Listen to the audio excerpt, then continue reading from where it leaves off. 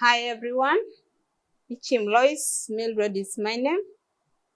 As a master's student at Aga Khan University, specializing in assessment, measurement, and evaluation. This afternoon, we are going to look at assessment in the competence-based curriculum. So what I expect us at the end of this session, we should be able to understand the assessment practices in the implementation of the competence-based curriculum.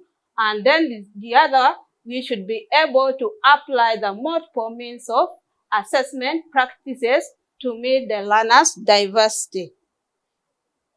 So at this point, we are looking at the meaning of the assessment.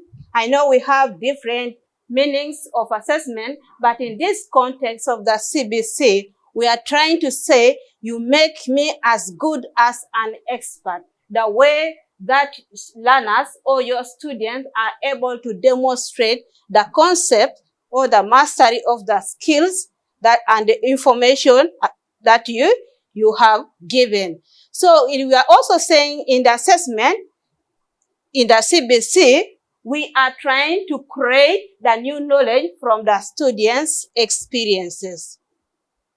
So at this point, we are just going to look at the assessment processes in the CBC curriculum. So the first one, we are saying diagnostic assessment. What do we mean? As the learners come to school, we need to ascertain the knowledge that they already have. Then we are moving to the second one. We are looking at assessment for learning.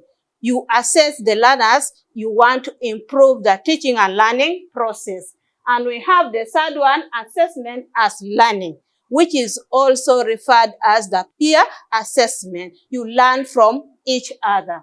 And the fourth one, we are saying assessment of learning, which means that assessment that you give towards the end of the period, or if you have taught for almost like a month, then you want to test your learners based on what you have covered. So we are looking at the assessment practices now in the CBC curriculum. We are having here the activity of integration.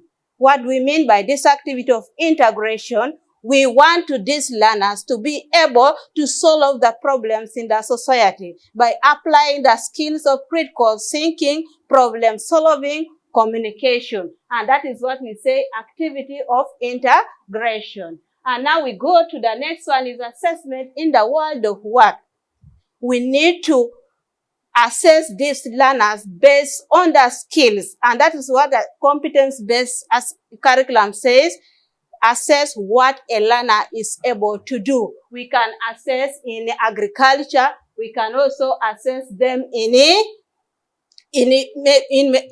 other activities, maybe like the production, nutrition. So those are the assessment in the world of work. Then we have assessment. We are saying assessment in the real life situation, whereby we give these learners projects that they can be able to work it out to discover solutions to the problems. Then we have digital assessment, where we can use different tools to assess our learners. Now, we are going to do some activity. Here we are going to use our Google Docs to share some of the responses. So we are going to share those responses. Can we do this activity in 2 minutes? What are the multiple means of assessing the students in the competence-based curriculum? And then we should be able to give the assessment items that teachers use under each of those categories.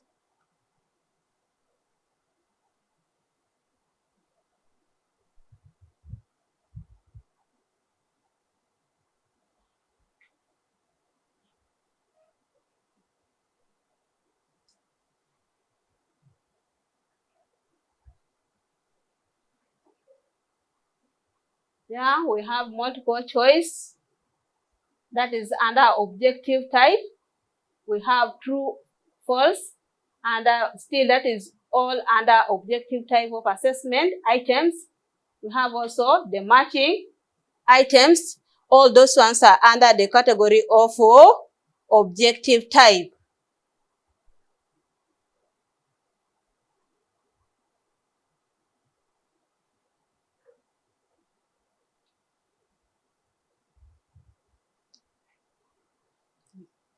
Okay, thank you. I think as you are still typing, we can still continue typing our responses.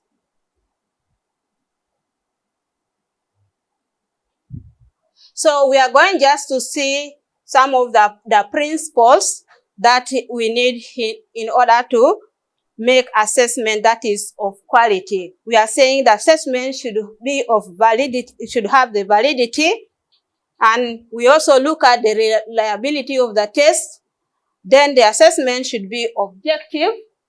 We are also looking at assessment to be of usability. That means it should have a purpose. And then we look at the fairness of the test that you're setting to the learners. And last one, the assessment should be flexible. So briefly, we are going to see, now we are looking at briefly how we can score after you have given assessment. If you've given your learners an activity to do, this is the scoring rubrics that you should follow. Look at the output against the basic evaluation, then you look at how the relevancy of the test, and then the accuracy, the coherence, and then the excellency. That is how you are going to award your learners. And in conclusion, we are saying you as a teacher need to use the different multiple ways of assessing learners in order to meet their learning needs. Thank you for listening.